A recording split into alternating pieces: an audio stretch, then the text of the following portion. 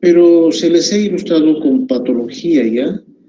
Hay algunos trastornos del embarazo se deben a defectos de este tema que vamos a desarrollar.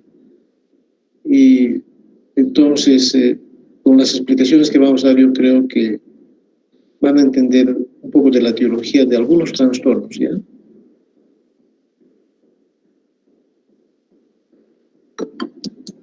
Ya somos 31. 30 y más, dice, 31.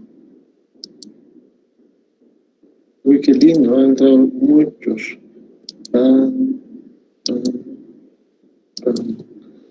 35. Felicitaciones, chicos. Están ingresando a tiempo. Vamos a empezar a 16. Tengo emergencias.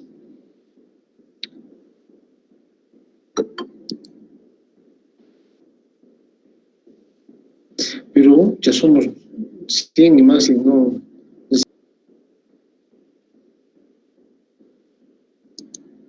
¿Se ve mi pantalla, chicos? Sí, doctor. Sí, doctor. Sí, doctor. Sí, doctor. Gracias, muy gentiles, niños, muy gentiles. A ver, unos minutitos más voy a empezar. Vamos a empezar, pero el tiempo soy más alguien más. Sí. Bueno, el tema del día de hoy es fecundación, nidación, implantación, ¿ya? Como les iba anticipando, es un tema básico de la obstetricia, pero nos da pautas para explicar la etiología y a veces la fisiopatología de algunos trastornos que con toda seguridad, si lo entienden, van a poder comprender mejor cuando aborden esos temas. No quería emplearle por ese motivo. ¿Alguien más quiere ingresar? Permitir. Muy bien. No sé qué hacer. Bueno, así en pantalla pequeña. Vaya. A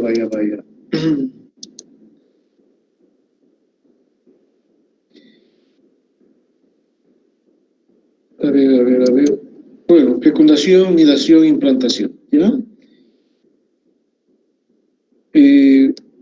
Como bien recuerdan ustedes que fecundación no es más que la unión de los gametos masculinos y femeninos, ¿no? Se fusionan y de esta manera dan origen a un nuevo ser.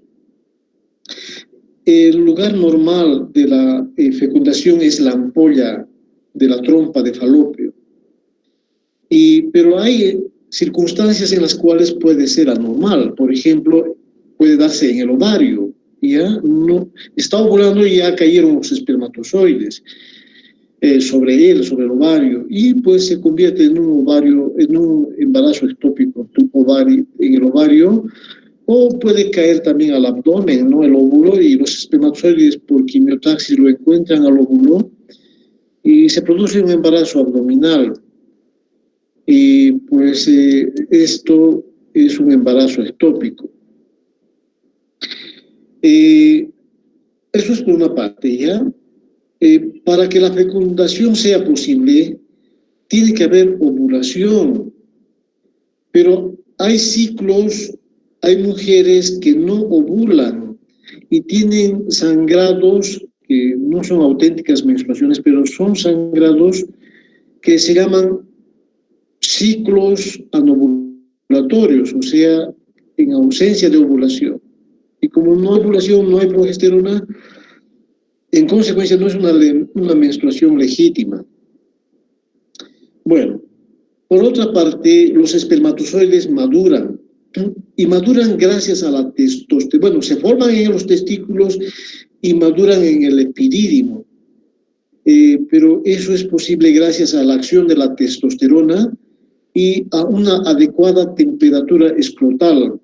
Los mamíferos escrotales como nosotros, pues tenemos los testículos afuera, ¿no? Que están en una bolsa. Y eso es fisiológico para no producir una interferencia en la gametogénesis, en la formación de los espermatozoides. Vamos a permitir a este grupo más chicos, 1, 2. Muy bien, por eso niños quería que entren más antes, para no interrumpir.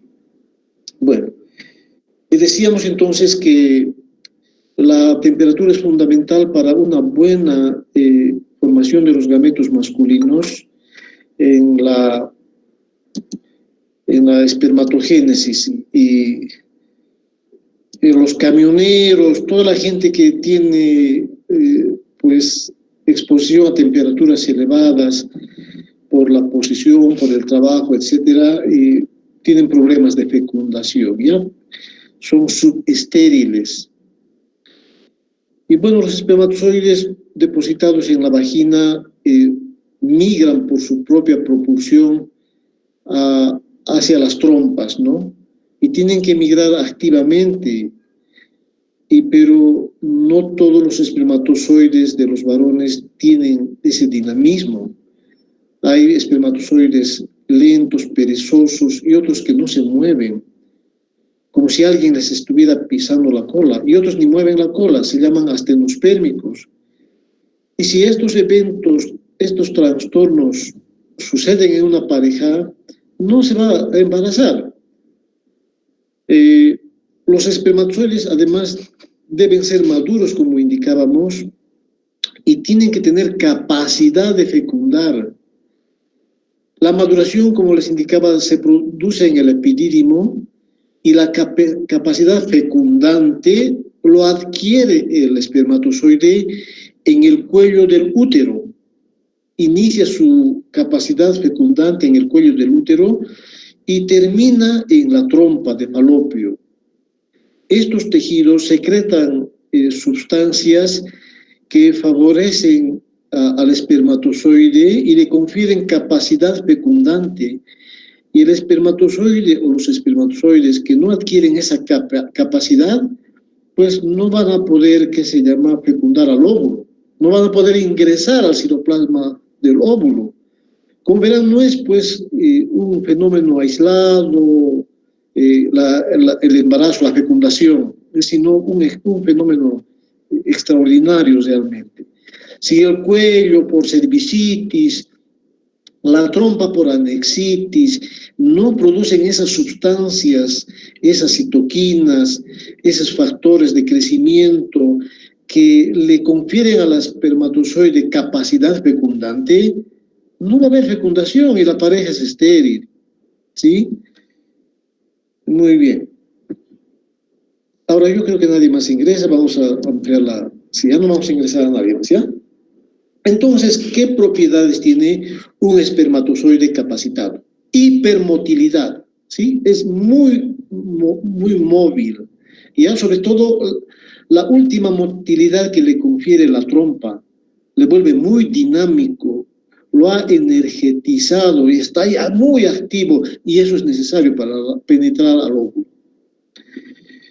Tiene que tener capacidad para unirse a la zona pelúcida, que vamos a ver que es una gruesa membrana glucoproteínica. Y además tiene que tener capacidad de presentar reacción acrosómica. Tiene que romperse la acrosoma para poder ingresar. Si tiene estas cualidades, el espermatozoide es un espermatozoide capacitado para la fecundación.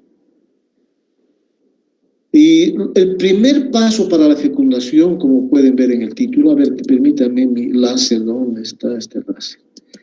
El primer paso es ingresar en este cúmulo de células, ¿ya? Que se llama la corona radiada.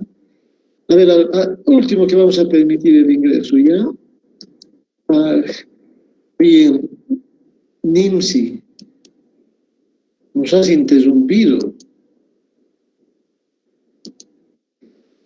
Decíamos que tienen que ingresar en este cúmulo de células, y entre estas células hay ácido hialurónico, y tiene que secretar entonces hialuronidasa, y así ingresa a este grupo de células disolviendo el ácido hialurónico, y muchos llegan hasta este blanco que se llama la zona pelúcida, ¿ya?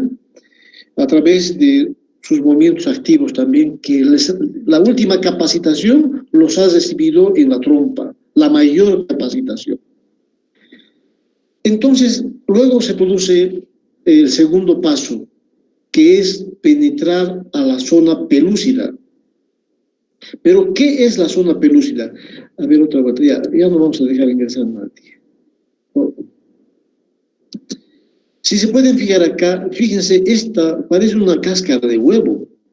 Esta es la zona pelúcida. Ya miren, el espermatozoide está ahí enclavado.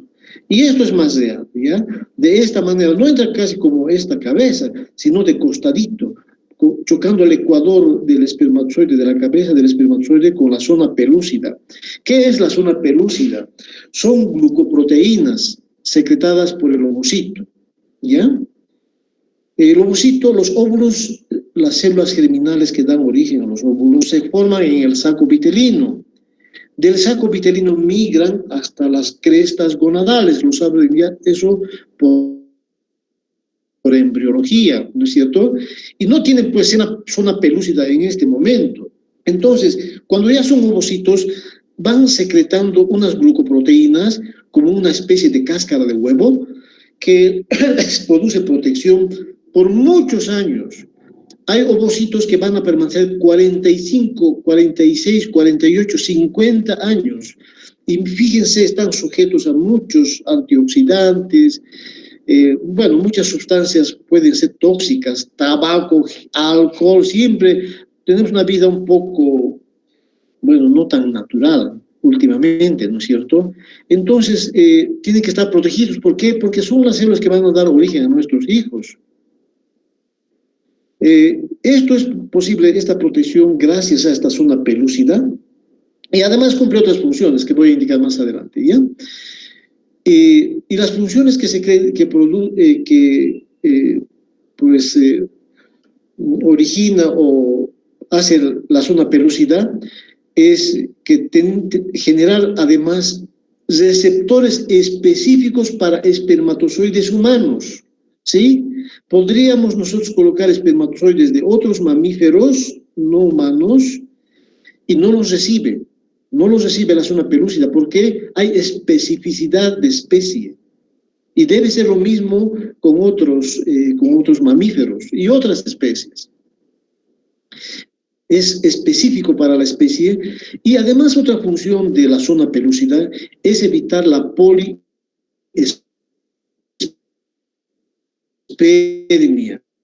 Se ingresar tan solamente, pero a veces pueden ingresar dos, y cuando ingresan dos espermatozoides, cada uno aporta 23, más los 23 del ovocito, más otros 23 del segundo espermatozoide. A veces coincide el ingreso, forma una entidad que se llama mola hidatiforme, donde hay triploidía, no diploidía. Recuerden que cada espermatozoide es haploide. El ovocito es haploide, dos haploides hacen un diploide, y si ingresó un tercero es triploide. Y alguna vez entran, pero pueden ingresar 4. Hay tetraploidía también en la especie humana, pero a veces es por fallos en la replicación, ¿ya? Muy bien. Cuando el espermatozoide ingresa dentro del óvulo y se une en la zona pelúcida a su receptor específico, a continuación se produce una reacción llamada acrosomal, mediante la cual libera más hialuronidasa y otra enzima llamada acrosina.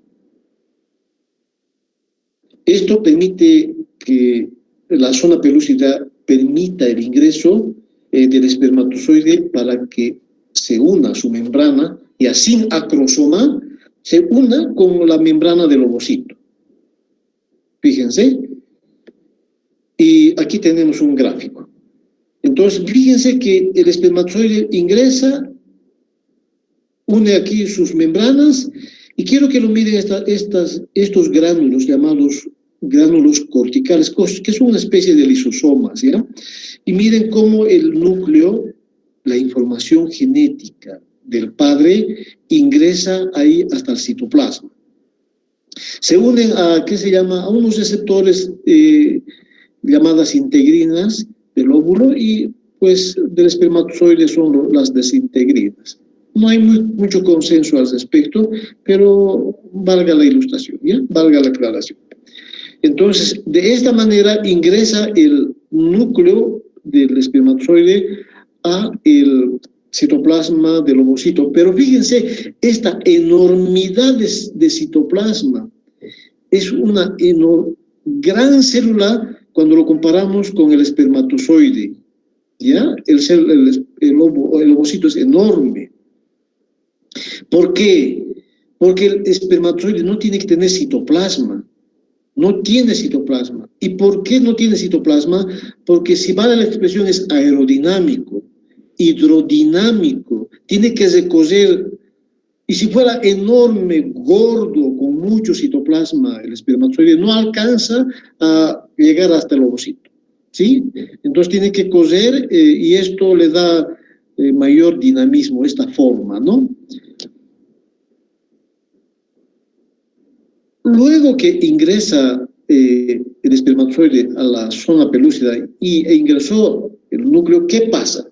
3 cosas voy a describir a continuación. 1, reacción de zona y otra reacción cortical. A ver, el ingreso del espermatozoide en el óvulo, fíjense, cuando ingresa el espermatozoide en el óvulo, produce liberación de los gránulos corticales. Fíjense acá, estos gránulos que están aquí adentro, fíjense con mi, ¿qué se llama? Con mi puntero láser.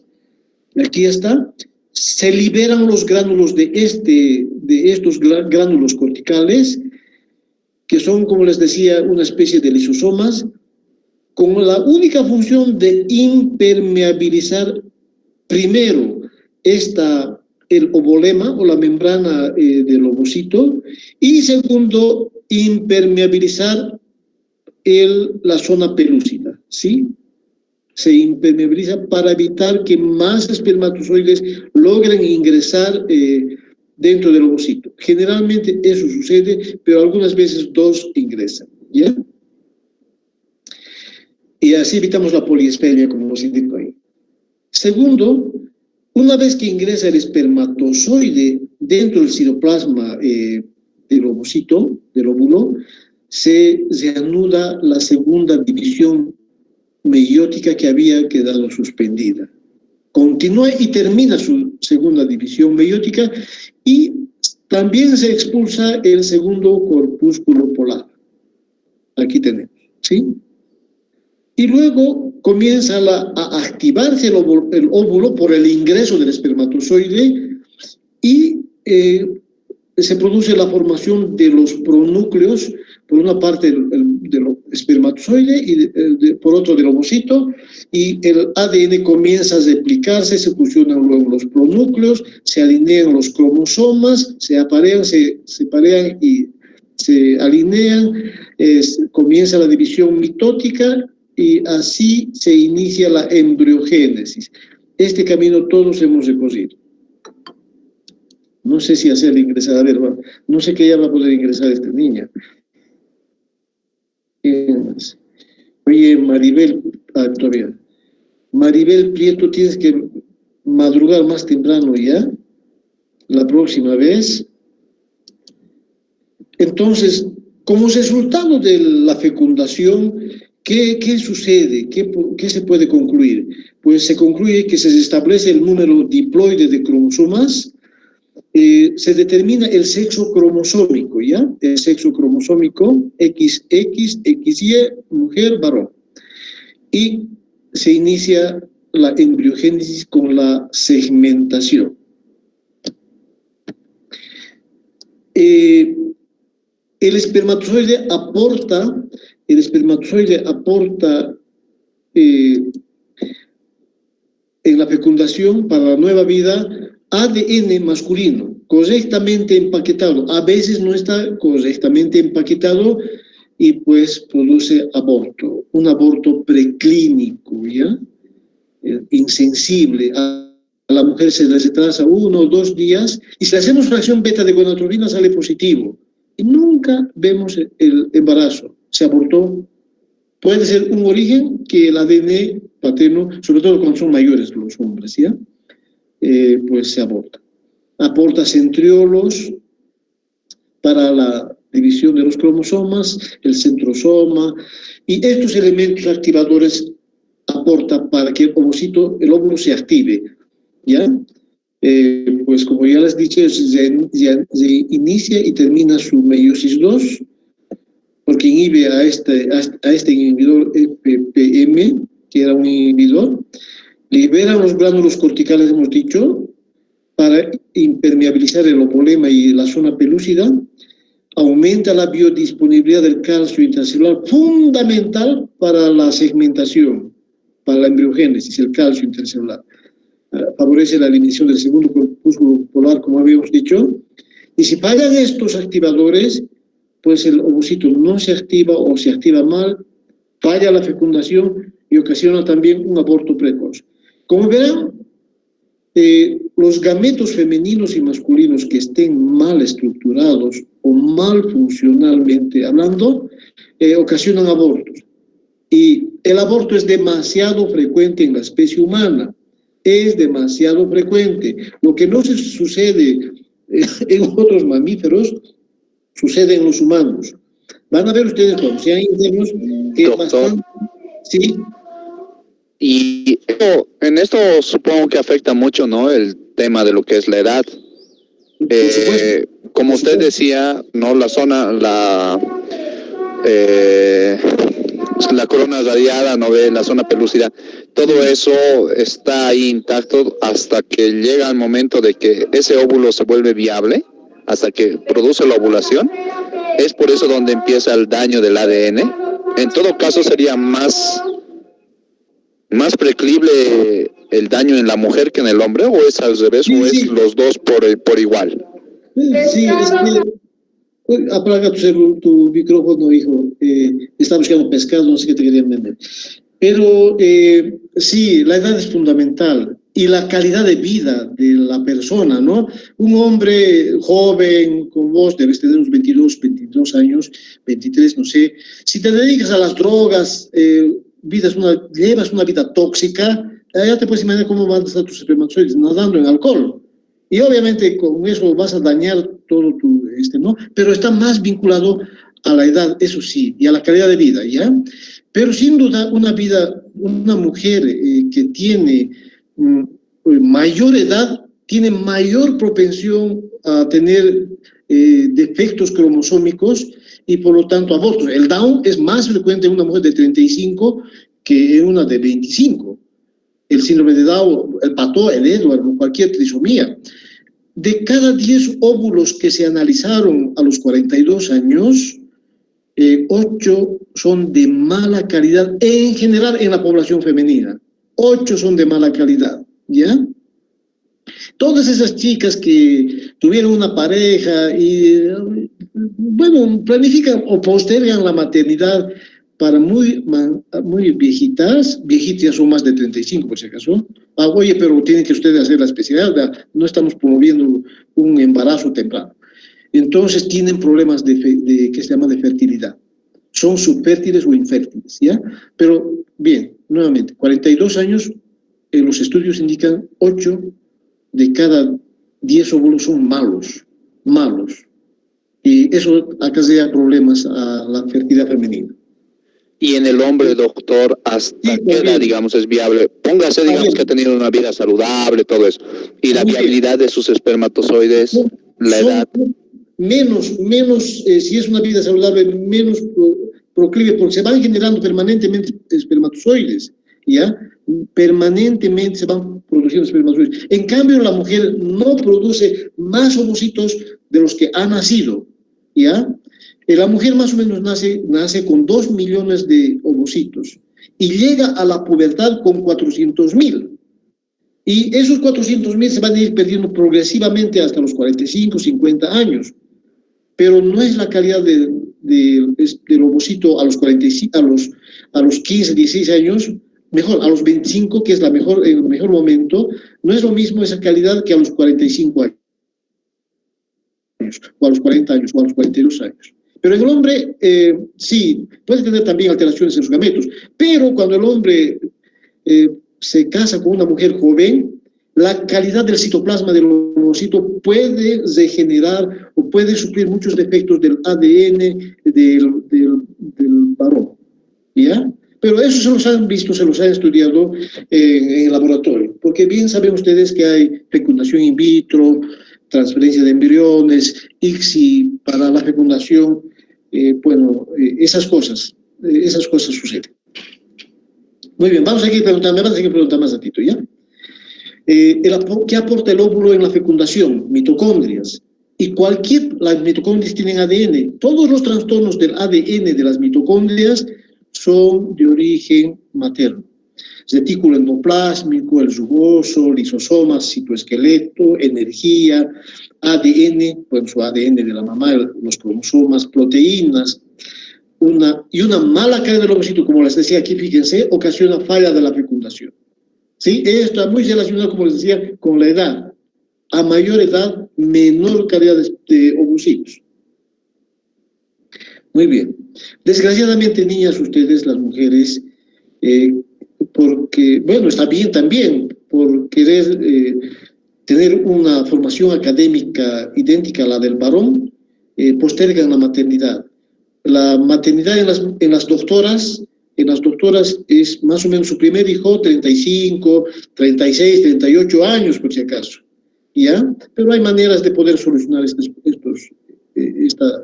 dificultades. Pero, es que ustedes van a hacer la especialidad, egresan, 1 o 2 años van a perder, van a buscar la especialidad, les va a durar 4 años, van a buscar 1 año, van a descansar, otro año de subespecialidad, unos 2, 3, 4 años, y regresan añosas, ¿no? Y pues pueden haber problemas. Buscan el marido, el novio, no, sí, mejor no todavía, y así va pasando el tiempo, y el tiempo es un gran adversario de la fertilidad. No estoy promoviendo nada, no quiero que se embaracen, quisiera que se embaracen a los 37 años, pero muy buenos profesionales.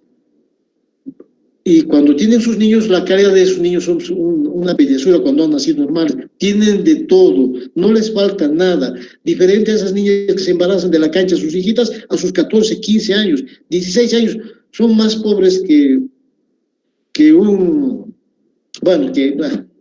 pero no tienen nada, desnutridos, no se alimentan bien, esos niños son diferentes.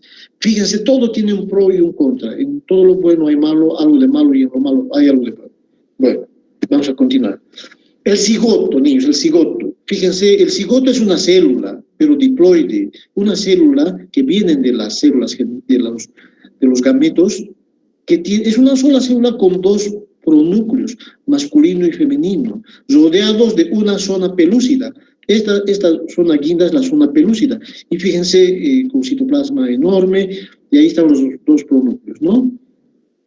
Los cigotos que son cromosómicamente anómalos también se abortan, sin que la mujer perciba que estuvo embarazada, como ya habíamos dicho. A ver, ¿cuánto es? De 100 óvulos fecundados, 50 a 60% se abortan insensiblemente en los humanos, ¿ya? Y más en mayores de edad. Muy bien. Luego de comenzar la segmentación, fíjense, aquí tenemos una mórula, se llama mórula. Cuando empieza a segmentarse esa célula, el cigoto, que es una sola célula, pasa, cuando ya son 2 células, a mórula, se lo llama, de mórula de 2, de 4, de 8, de 16, fíjense en su tercera división acá, es una mórula. Pero si se fijan aquí sutilmente, aquí está la zona pelúcida, como una verdadera cáscara de huevo, ¿no? Fíjense, ahí está, indemne, no han ingresado más espermatozoides. Y cada uno de estas células se llaman blastómeros, cada uno se llama blastómero. ¿Qué es un blastómero? Estos son células totipotentes, son células capaces de formar un ser humano, cada uno de ellos. Esos son los trillizos, ¿ya? Pero los que son idénticos, son mujeres, los 3 son mujeres, pero como gotas de agua, ¿no es cierto? Puede ser uno más delgadito, uno más grande, uno más gordito, en fin, eso sucede. Pero son células totipotentes. Cada uno de estas células, de estos blastómeros, en esta etapa, puede formar un ser humano. Muy bien. Luego a la mórula, que estaba bien compactada de blastos, ingresa líquido, o se forma líquido, se secreta líquido. Lo cierto es que aparece líquido. Y esto permite diferenciar en este estadio del embrión dos tipos celulares. Unas células externas, una masa celular externa, que son más aplanadas. Miren, rodean a toda la zona pelúcida en su interior. Y otro grupo de células, fíjense acá, una masa celular interna, ¿ya? Estos son los futuros embrioblastos y estos son los futuros trofoblastos de la placenta. Y esto es el blastocele. Muy bien, como les decía acá, estamos ya más o menos al día cuarto, quinto de la fecundación. Aquí está la zona pelúcida. Estas células externas, estos blastos externos, se llaman tropoblasto. Y estas células internas, embrioblasto. Dan origen al embrión y esto a la placenta. Estas células internas, los embrioblastos, son células pluripotentes, ya no totipotentes, son células pluripotentes. Y eso quiere decir que son capaces de formar cada una de las células hepatocito, neumocito, tipo 1, tipo 2, cardiomiocito, endotelio, neurona. La célula que quieran ustedes pueden formar estas células, son totipotentes, pero ya no pueden formar estos un ser humano, ya no.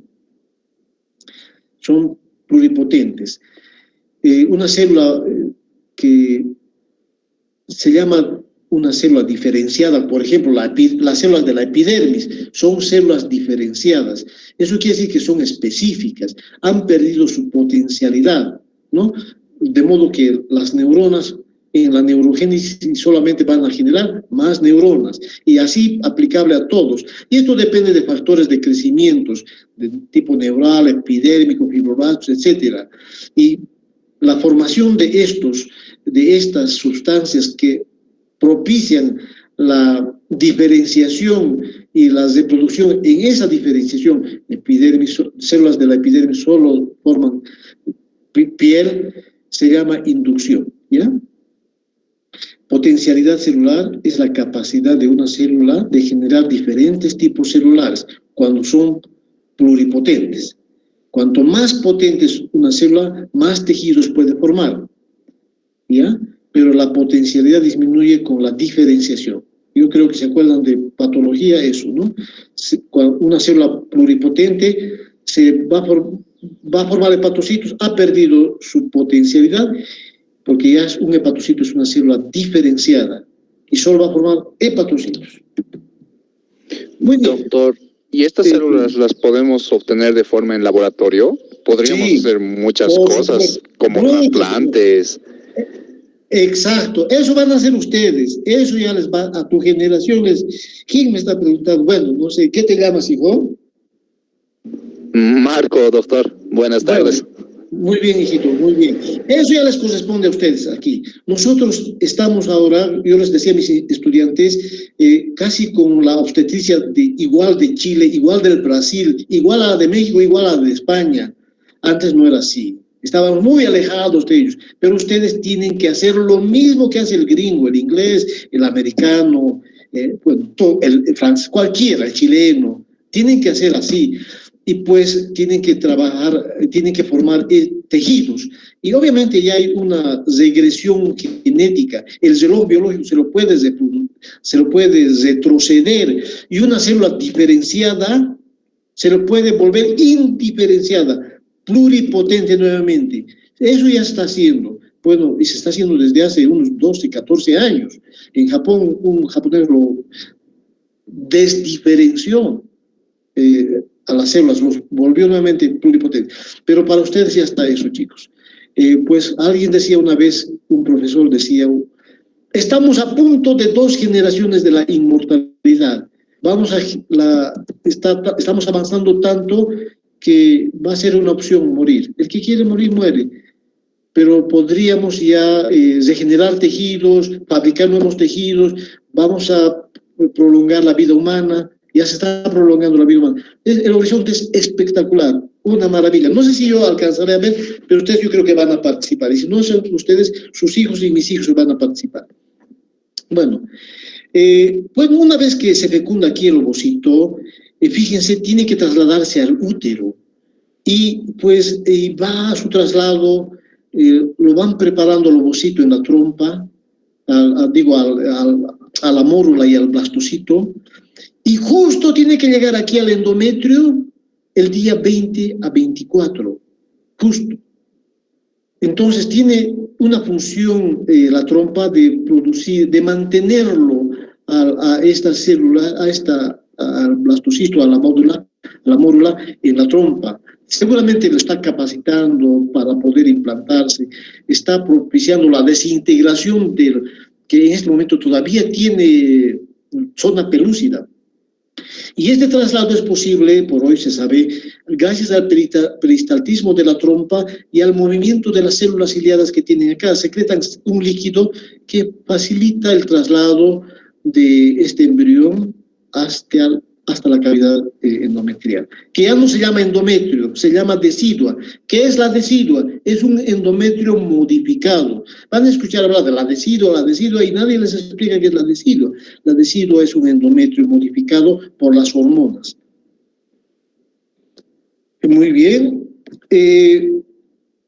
Fíjense, cuando ya ha llegado aquí al endometrio, se rompe, se desintegra, que se llama la zona pelúcida. Esta cáscara como de huevo se comienza a desingresar y fíjense cómo está eclosionando el blastocisto. Fíjense, está protruiendo por acá, se ha abierto una abertura y está, porque no puede implantarse con zona pelúcida, tiene que liberarse de la zona pelúcida. ¿Ya? La zona pelúcida, para mí, que concluye su destrucción, su apertura de un orificio, gracias también a unas proteasas, unas proteínas, enzimas proteínicas, secretadas por las glándulas del endometrio secretor. Ya no se llama endometrio, se llama decidua, por la decidua secretora, ¿sí? Fíjense esta excelente, esta armonía de la naturaleza, es realmente fantástico. La implantación requiere un endometrio modificado, de alta calidad, que sea receptivo, estimulado, receptivo a la implantación, con capacidad receptiva, quiere decir, ¿no?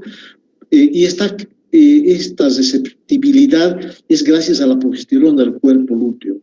Se llama decidua, como os decía. Y aquí también los fibroblastos se transforman en células secretoras y originan una decidua rica en lípidos, glucógeno, que van a nutrir al embrión hasta el primer trimestre. Sin zona pelúcida, el blastocito libera interleuquinas 1, alfa, beta, HCG, y pues con esto se van generando moléculas para la adhesión.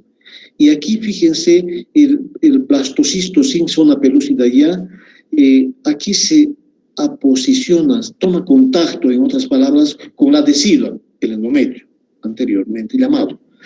Y luego se le adhiere, hay unión de receptores y se lo adhiere. Y finalmente termina invadiéndole, mírenlo, cómo va invadiendo, ¿sí?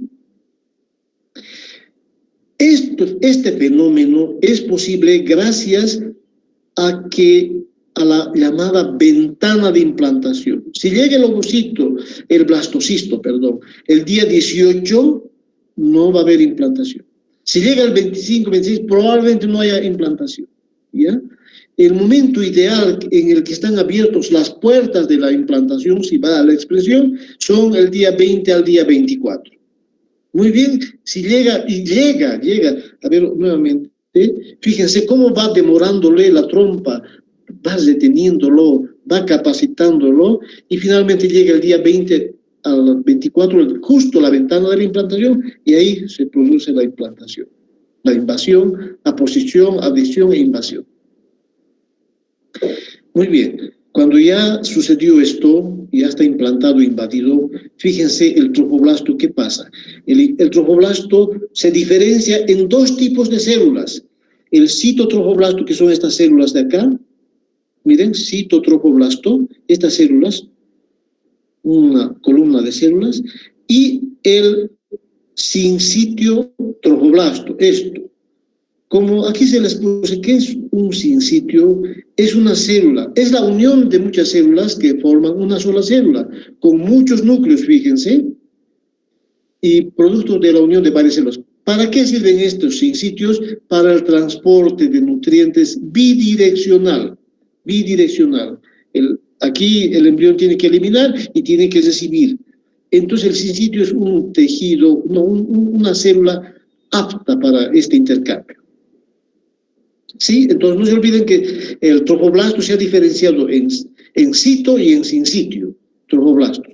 Y por su parte, el embrión, los embrioblastos se diferencian en el disco embrionario, el endodermo, el ectodermo, el mesodermo, que ya ustedes saben, y que no es motivo de profundización este tema acá. Pero aquí lo tenemos ya a los embrioblastos en 2 capas, después en 3 capas, en fin. Esta diferenciación también es fundamental para la implantación y la viabilidad del embrión. El tromboblasto más adelante, a su vez, se subdiferencia peor todavía.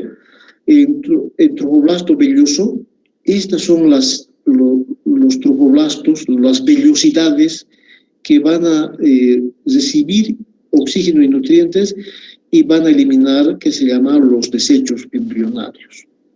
Y otro tromboblasto extra, llamado extravelloso, que a su vez se subdivide, y esto lo van a mirar, no es muy difícil, se llama intersticial porque invaden el intersticio en la decidua, ¿sí? Y hasta un poquito llegan al miometrio.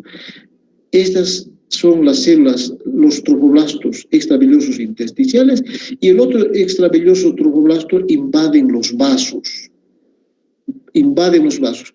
No quiero que pierdan su atención en esta parte. Los extravellosos intravasculares invaden los vasos espirales. La decidua o el antiguo endometrio tiene vasos espirales. ¿Recuerdan, verdad? Miren qué va a pasar por esta invasión del tromboblasto extravelloso intravascular. Miren qué va a pasar. Estos son los tromboblastos intersticiales, fíjense, aquí están. Y fíjense, estos son los tromboblastos intravasculares, fíjense. Rompen la capa muscular de los vasos espiraloideos. Miren, son espirales. Rompen estos vasos, invaden estos vasos y destruyen la capa muscular. Y de así estrecho como era, fíjense, así de estrecho que era, se va amplificando y termina formándose un vaso de amplio lumen, porque esto es necesario para un buen crecimiento y desarrollo del feto, vasos de amplio calibre. No siempre sucede este buen fenómeno, porque fíjense, cuando es así, cuando es un vaso de buen calibre, es un embarazo exitoso. Cuando se queda así como un vaso estrecho, es un fracaso de la invasión de los vasos y produce preeclampsia. En la madre produce preeclampsia y sobre todo una llamada preeclampsia precoz, que es aquella preeclampsia que se presenta antes de las 34 semanas. ¿Y qué produce en el feto? En la madre produce preeclampsia y en el feto produce restricción de crecimiento intrauterino, prematurez, y en la placenta produce desprendimiento prematuro de placenta normoinserto. Entonces afecta este tipo de vasos a la madre, y la primera causa de muerte materna en los hospitales es preeclampsia, por si acaso, ¿ya? La primera causa de uso de camas de terapia intensiva es la preeclampsia. ¿Y cuál? La preeclampsia precoz. Y esto se puede solucionar dando aspirineta a la madre. Esto podríamos diagnosticar en embarazos a las 12, 13 semanas, 11, 12, 13 semanas, esta preeclampsia precoz.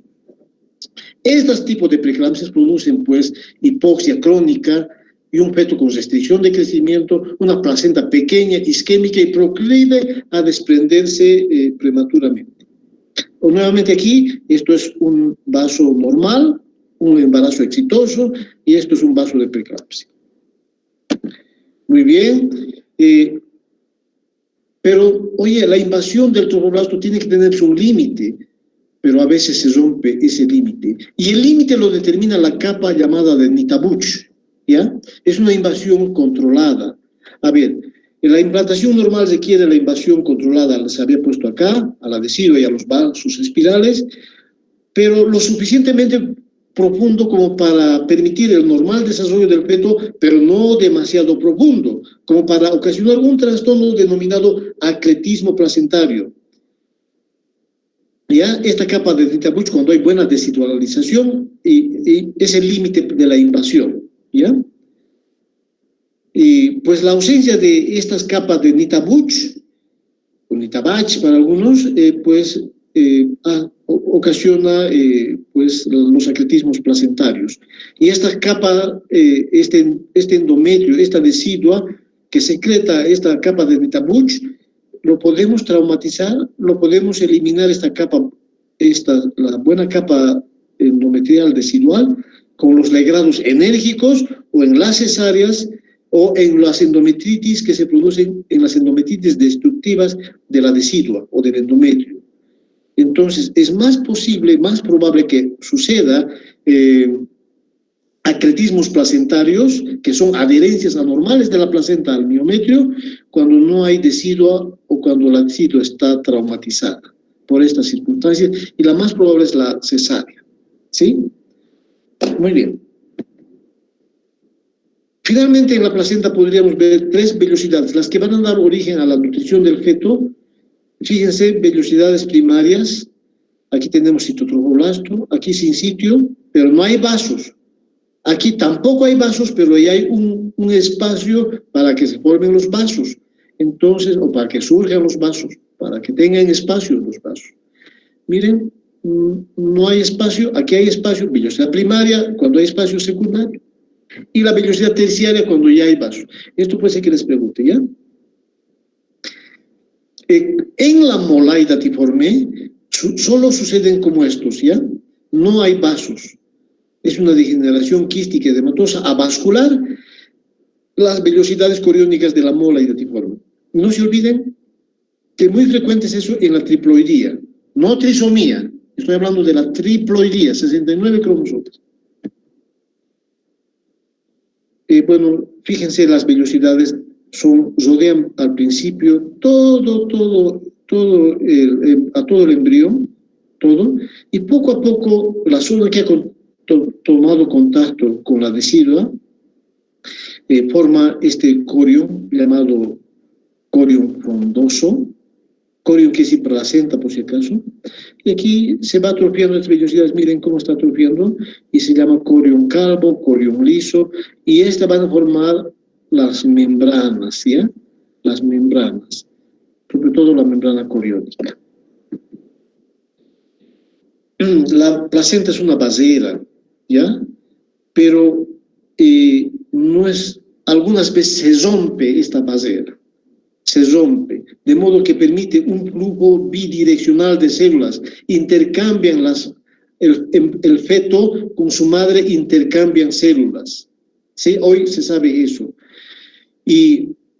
Pero el tráfico es pequeño de estas células, pero a veces es importante, pues células fetales como linfocitos, células madre del feto mesenquimales, células formadoras de colonias endoteliales han sido identificadas en el cuerpo materno décadas después de un embarazo, y esto da origen a un fenómeno conocido como microquimerismo, que en algunas mujeres da origen a enfermedades autoinmunes, como sucede con la tiroiditis linfocítica, la esclerodermia y el lupus eritematoso. Miren, estas cosas tan hermosas son hallazgos recientes y están comenzando a explicar algunas enfermedades inmunes en la madre, que realmente se merece todo nuestro respeto y es motivo de nuestra profesión por estar embarazada, ¿no? Y por dar origen a un niño. A todos ustedes probablemente han dejado en su madre células. Muy bien, niños, muchas gracias. Eso es todo. Si hay valor para preguntar, les escucho.